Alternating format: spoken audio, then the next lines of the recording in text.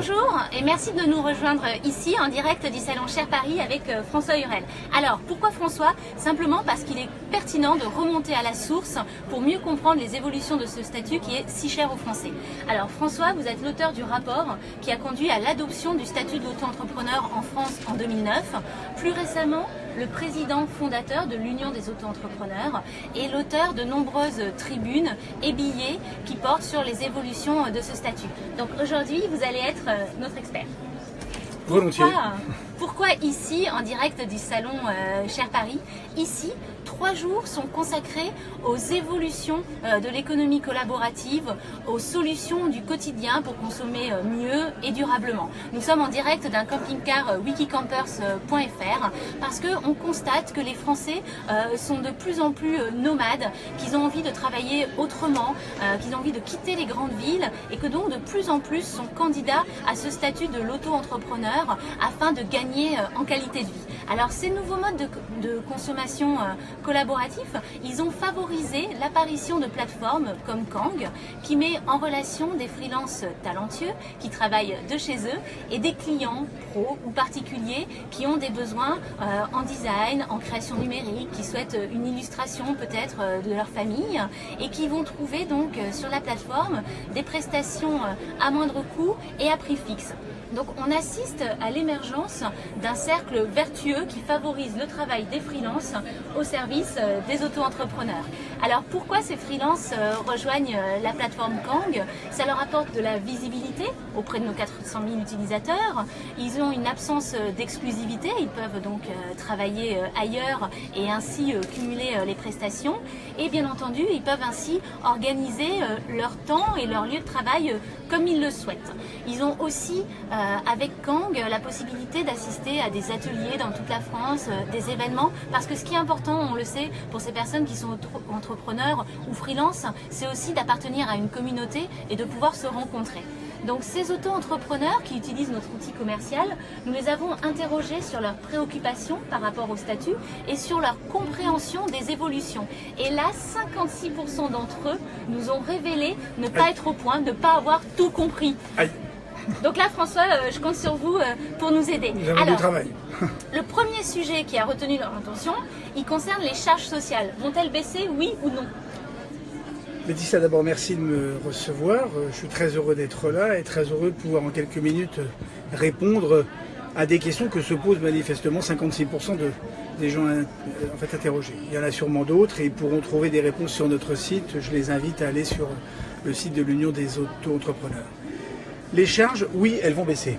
Oui, elles vont baisser, d'ailleurs de façon drastique, puisqu'il est prévu, et le Premier ministre l'a annoncé récemment, il est prévu que pour les 30 premiers 1000 euros de chiffre d'affaires réalisés par un nouvel auto-entrepreneur, il n'y aura pas de charge sociale. Donc c'est quand même un bénéfice extrêmement important. C'est un message qui est très fort, c'est un encouragement vers tous ceux qui veulent faire, vers tous ceux qui veulent se lancer. Alors ensuite, évidemment, la baisse des charges, je pense qu'il faut d'abord viser la stagnation des charges. Il faut s'éviter à tout prix qu'on augmente encore une fois les charges. Et j'ai parfois entendu dire que la CSG allait augmenter, etc. Bon, donc tout ça, aujourd'hui, le message est clair. Les charges sur les indépendants et notamment sur les auto-entrepreneurs n'augmenteront pas. Et bénéfice, les charges seront exonérées pour les nouveaux. Très bien. La fin du RSI, c'est du sérieux? Ah, c'est totalement sérieux. Le mot RSI disparaîtra, le nom RSI disparaîtra, le qualificatif RSI, tout ce qui s'ensuit, toute la très mauvaise image autour de ça va disparaître. C'est pas pour ça que il n'y aura pas un outil de prélèvement des charges.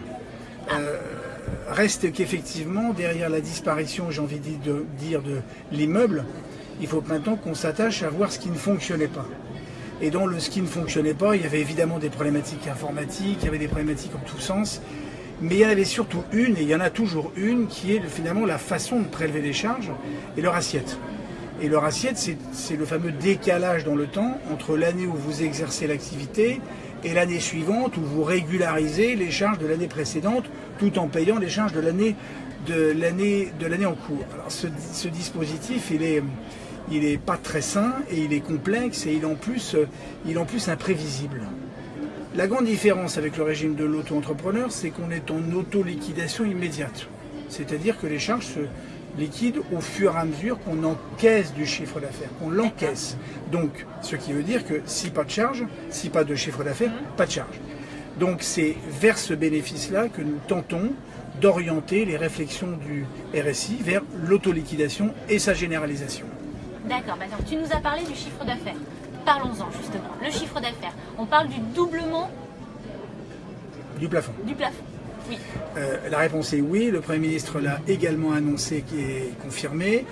Donc l'actuel plafond du chiffre d'affaires de l'auto-entrepreneur, qui est de 33 200 pour les prestations de services et de 82 000 sur le commerce, va passer respectivement à 70 000 et 170 000.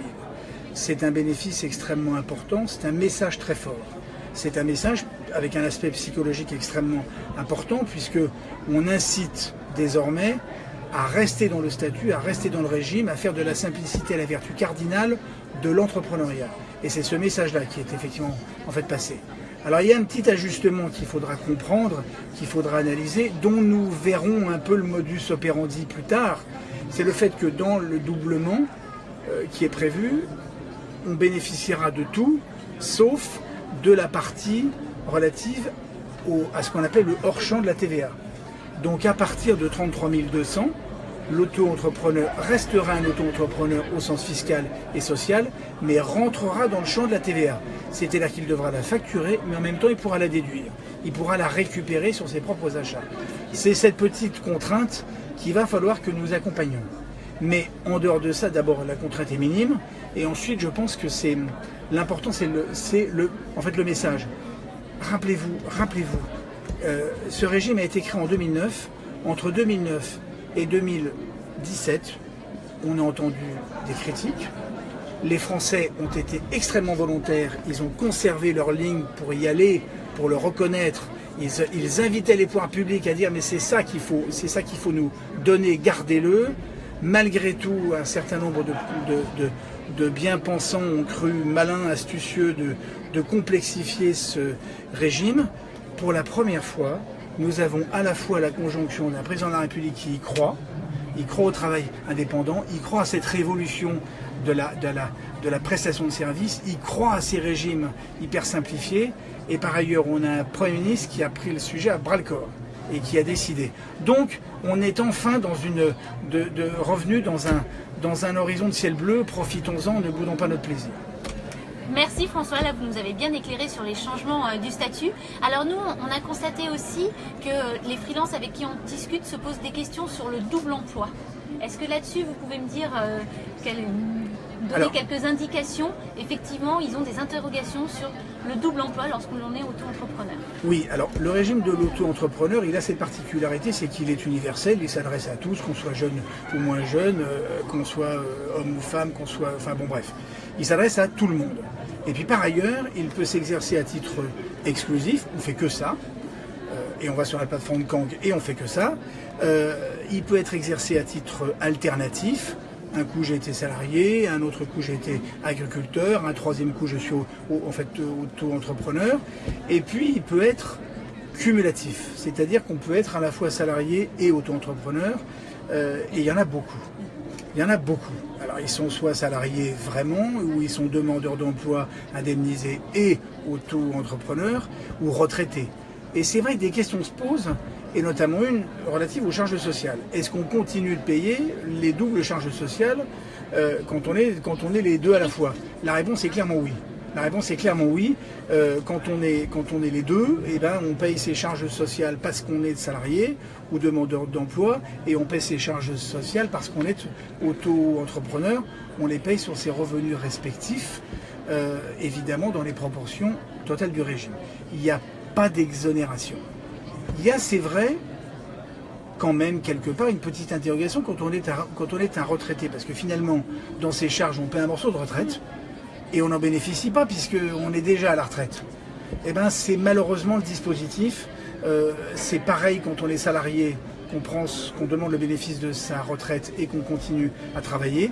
C'est pareil, on paie des charges sociales nouvelles, y compris la retraite. le cumul n'a pas prévu cette exonération de retraite pour ce cas de figure. Pour les autres, il n'y a pas de problème.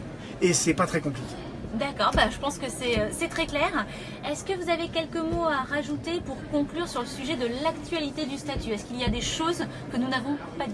Oui, il y a deux choses, je pense qu'il faut que nous ayons en perspective et je pense que des plateformes comme la vôtre vont beaucoup nous aider pour témoigner du fonctionnement. Je crois que ce qui a interpellé le régime de l'auto-entrepreneur et les Français entre 2007 et 2011, c'est une relation B2B. Ils proposaient leurs services et ils avaient effectivement un client. Depuis 2009, 2010, 2011, etc., on a vu apparaître les plateformes collaboratives qui ont intermédié la relation entre le client et le bénéficiaire, et le prestataire. Certaines plateformes fonctionnent bien, le font dans un lien normal, dans un lien commercial normal, et je cite volontiers Alain Vikang. D'autres ont eu un comportement qui est un peu plus particulier, qui ont créé ce qu'on appelle un lien de dépendance entre le travailleur indépendant et le client. Il faut que nous remettions tout ça à l'endroit. Il faut qu'on essaye de faire que la plateforme devienne un véritable outil commercial, un véritable outil de développement. Derrière le mot auto-entrepreneur, il y a en fait auto, ça veut dire qu'on est seul. Et la plateforme est une façon formidable de développer son activité, sa zone de chalandise. C'est une chance dont il faut que tout le monde profite, et c'est pas pour ça qu'il faut créer de la dépendance. Et c'est pour ça que nous allons travailler ensemble. Exactement. Merci François. Nous sommes maintenant arrivés à la fin de notre balade informative. J'espère que nous avons rassuré les 13% d'auto-entrepreneurs qui ne souhaitent pas que leur enfant le soit. Voilà, graphistes, web designers, traducteurs ou encore autres métiers des auto-entrepreneurs. N'hésitez pas à vous mettre en relation donc avec nous pour nous rejoindre et gagner en visibilité auprès de nos 400 000 utilisateurs. Merci à vous tous, merci François, merci Benoît. Laetitia. Et puis à bientôt. N'hésitez pas à continuer à nous poser vos questions sur Facebook. À bientôt. Merci à vous.